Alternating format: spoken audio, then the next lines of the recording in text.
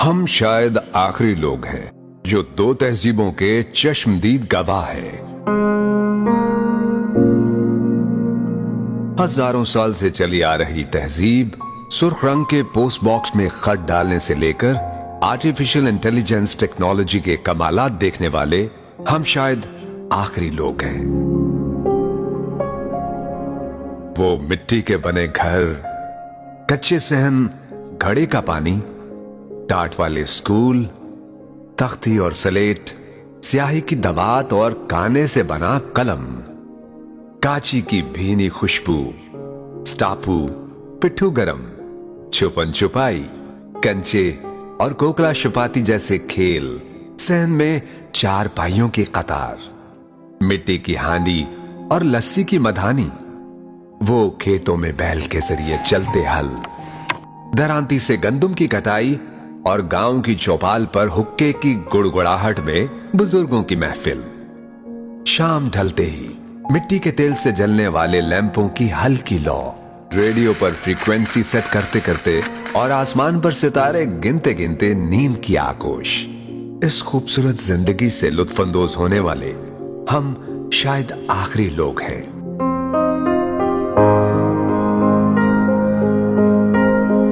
1950 سے لے کر 1990 کے درمیان پیدا ہونے والے ہم خوش نصیب لوگ ہیں جنہوں نے ہزاروں سال سے چلتی آ رہی اس تہذیب اور روایات کو دیکھا ہے۔ جب استاد کا ڈر اور احترام حد درجے تھا اور ابا جان گھر میں داخل ہو جائیں تو احترام میں سکوت طاری ہو جاتا تھا، بہو بیٹیاں دوپٹہ سنبھالنے لگ جاتی تھیں۔ ہم وہ آخری لوگ ہیں جو باقاعدگی سے پو پھوٹتے اور سورج کی پہلی کرن دیکھتے تھے۔ ہم وہ آخری لوگ ہیں جو عشاء کی نماز کے بعد نیند کی آغوش میں چلے جاتے تھے۔ آج اسمارٹ فون نے نئی نسل سے راتوں کی نیند اور سحر خیزی چھین لی ہے۔ آج ہم پرانی اور چھوٹی اینٹوں سے بنے پرانے بوسیدہ مکان اور لکڑی کے کواڑوں پر لگی زنجیر والی کنڈی دیکھ کر اشکبار ہو جاتے ہیں۔ جب ہم جدید ایئر کنڈیشنڈ گھروں سے نکل کر کبھی پرانی گلیوں میں چلے جائیں تو ہمیں ایسا محسوس ہوتا ہے کہ ہماری روح یہاں بھٹک رہی ہے اور ہمارے بے جان جسم جدید سہولتوں والے گھر میں صرف شو پیس کی طرح سجے ہیں۔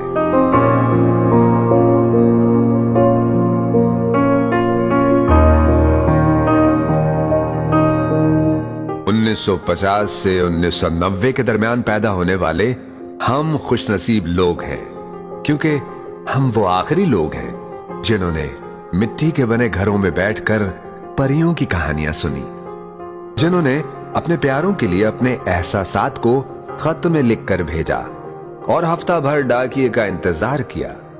ہمارے جیسا تو کوئی بھی نہیں، اور ہم وہ آخری لوگ ہیں جو خط سے موبائل تک کے سفر میں قدیم سے جدید ہو گئے۔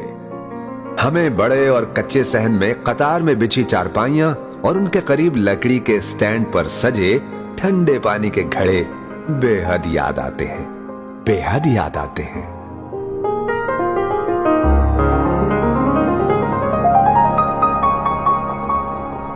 گاؤں کے چوراہے یا شہر میں گلی کے نکڑ پر دکان جسے ہم ہٹی بھی کہتے تھے، بچوں کے لیے سب سے بڑی سوغات مرنڈا، ٹانگری اور بغیر ریپر کے رنگ برنگی دیسی کینڈیاں، جبکہ بڑوں کے لیے بنٹے والی سوڈا بوتل ہی سب سے بڑی ریفریشمنٹ ہوتی تھی۔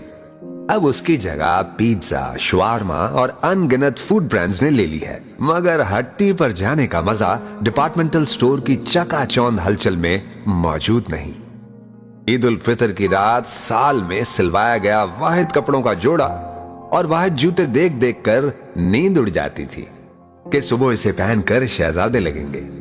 عید کے روز محلے میں بننے والی جلیبیوں کی مٹھاس اور گلی میں جھولوں کے نام پر بچوں کی سب سے بڑی انٹرٹینمنٹ پنگوڑوں کے مزے ناقابل فراموش ہیں، جن کی جگہ اب ونڈرلینڈ نے لے لی ہے۔ کیا زمانہ تھا جب مائیں خود بچوں کے کپڑے سیتی تھیں، بازار سے ان کے گولے منگوا کر سارا دن جرسیاں بنتی تھیں، لڑکے لڑکیاں درختوں پر باندھی گئی پینگ پر اونچے اونچے جھولے لیتے تھے، یا بچیوں کا سب سے بڑا شوق کپڑے سے گڑیا گڈا بنانا اور ان کی شادی کرانا تھا۔ سادہ سی زندگی مگر खुलूस से भरी जिंदगी। घरों की दीवारें छोटी होती थीं, मगर हया का मयार ऊंचा था। शाम को खवातीन दीवार के उस पार पड़ोसनों से हाल अहवाल भी पूछ लेती थीं।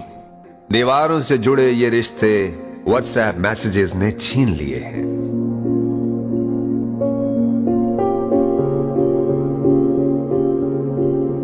हम वो आखिरी लोग हैं जिन्होंने हकीकी खुशी से भरी शादियां देखी हैं, जब एक हफ्ता कबल रिश्तेदार घरों में आकर बराजमान हो जाते, नागवारी की बजाय दिल खुशी से शाद हो जाते थे।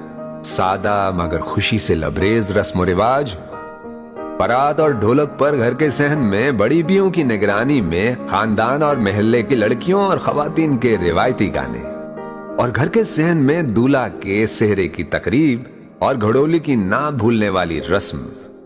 अब मॉडर्न शादी हालों में स्टेटस का मुकाबला है। शादी की वो रिवायती रौनक नापैद हो चुकी है।